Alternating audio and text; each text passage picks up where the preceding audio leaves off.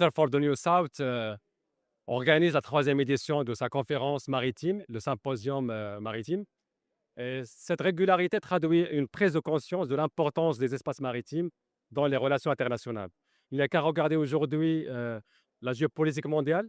On a une cristallisation, une crispation de tous les États autour d'un détroit qui fait quelques kilomètres, c'est le détroit d'Ormuz.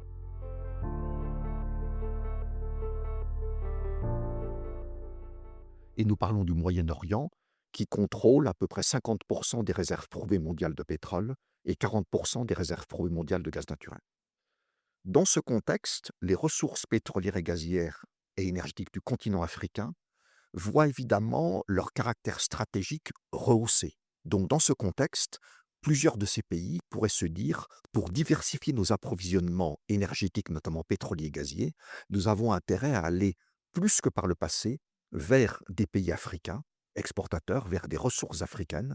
Et l'Afrique a l'avantage d'être un continent entouré par des mers et des océans. Je ne vais pas reciter le potentiel maritime de l'Afrique. 30 000 kilomètres de côte, des espaces maritimes, notamment des zones économiques exclusives très importantes, plusieurs archipels. Donc, nous avons là un potentiel que nous ne devons plus considérer comme accessoire, mais comme primordial pour le développement de notre continent.